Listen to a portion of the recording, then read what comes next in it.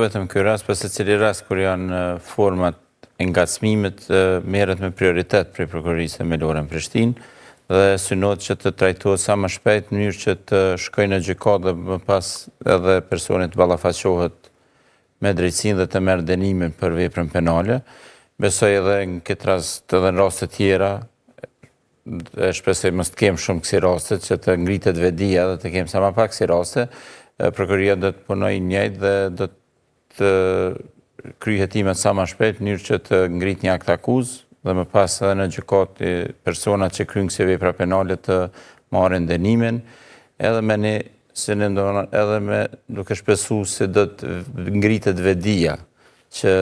nuk është kjo formë të ngacmohen personat për shkak mendimeve ndryshme. Kjo është demokraci ku secili mund me jap një mendim, po s'do me thonë me ngacmua, po më bo kështu kësi raste të ngacmimit, si në fund kur po vinë gjykate, kem po plot raste, jo s'kom ditë çka kom bo. S'ke ditë, po ke bo pasoj, sepse... Mos një realizit nuk jam amneston, ta. Po, e vërtet, mirë po, dhe më po në ndodhin këtë raste në gjykatë, po kena po të kërku falje, po. Edhe për, nështë si për fund, që të mos vinë deti këto rastet, sa më pak të veprat penale virtuale, nështë do të ishte mirë, fillojmë të punohet pak më shumë prej fëmijëve, e tutjet tek përdorimi i rrjeteve të ndryshme sociale, të keni lloj kufizime të mos japin çështje gjithkujt apo me fotografi, se kem edhe rastësisht me një disa platforma si janë njoftuar me njëherë kanë dërguar edhe vetë fotografi tu i besu atij personi që fatkeqësisht ka dalë një person këtë tjetër, se ka pas profil të rreshëm dhe ja ka keq përdor. Të ngritet e vedia që të kemi një lloj kufizimi në mënyrë që mos bim prej këtyre veprave penale, sepse me të vërtet qysh e përmend edhe gjitha bashkëforcet, pastaj mund të krijohet një stigmatizim për atë grua apo atë vajzë apo edhe person tjetër për shkak një besime që e ka pas në një person, kur ka ndonë ndonjë fotografi apo ndonjë tregim diçka personal, e që ja keq përdor. Okej, me siguri për këta do të flas edhe me panelistet e tjera, edhe për format e edukimit që duhet të ekzistojnë në masë, që publiku, sidomos gratë e vajzat, të kenë kujdes edhe si i përdorin këto materiale edhe këto rrjete sociale e tjera. Të ndalim edhe pak prokuror, sa ka specializime, theksuat që ka në policitë Kosovës një njësit të veçantë që merret me këto krimet kibernetike, sa ka specializime edhe të vetë prokurorëve për këto format të dhunës digjitale dhe a ka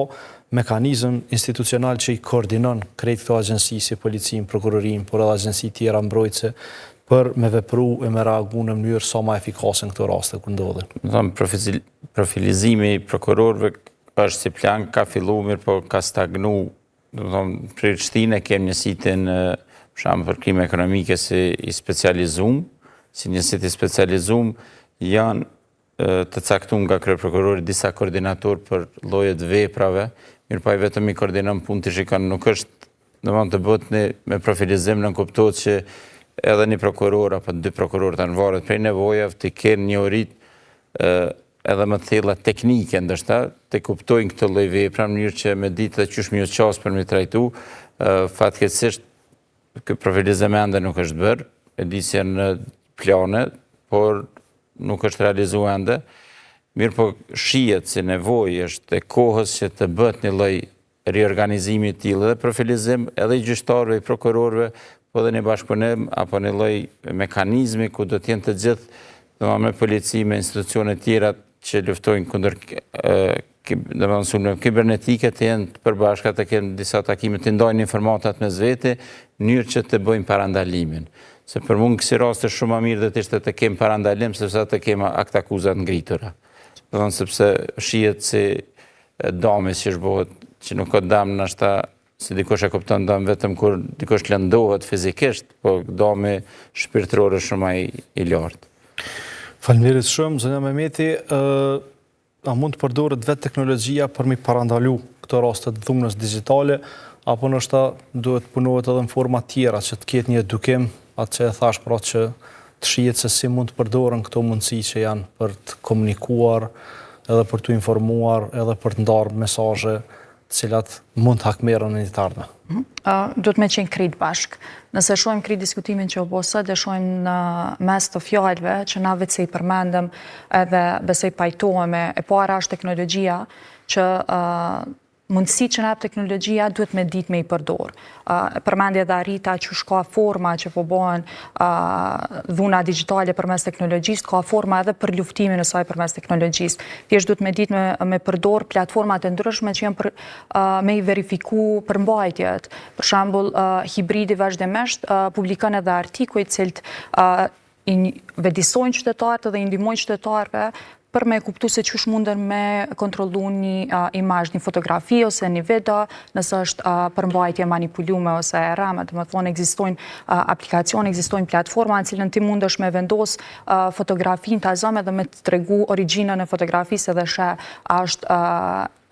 përkace për ato se që ka raportohet ose jo. Në anën tjetër, edukimi digital është thelpsor edhe ka një rëndësi të jashtëzakonshme, sidomos për vetëdijsimin e qytetarëve, si me u përdorë edhe vetë platformat e ndryshme rrjeteve sociale ose edhe si me u marr informatat. Të jemi të sinqertë, jo gjithçka që publikohet në internet duhet me marrë si të vërtetë. Ka një numër të madh të përmbajtjeve që publikohen që janë të rreme, që përmbajnë dezinformata, që përmbajnë keq informime ose forma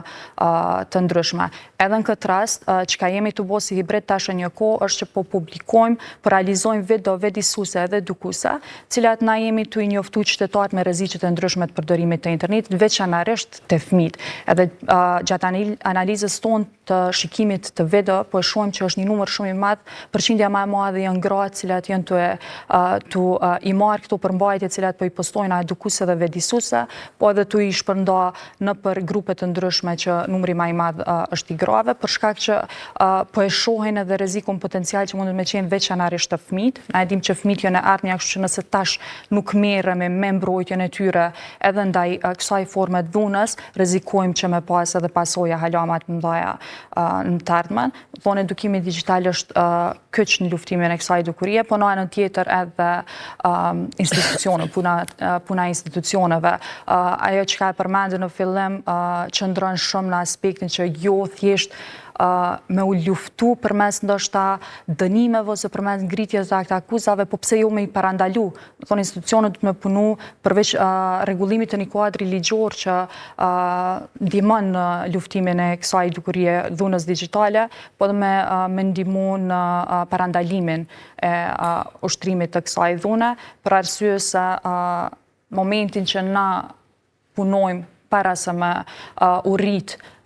numri i rasteve të tilla, atëherë na mundemi me arrit që me pas një luftë shumë të efektshme se sa nëse presim me u rrit rastet dhe pastaj është shumë e vështirë edhe me u marrë me rastet cilat janë aktualisht edhe pastaj me tentu me ndalu rastet cilat potencialisht mundën me qenë tanë. Kështu që të trijat bashkë janë ato që realisht duhet për me pas një luftim të mirëfillt dhunës digjitale.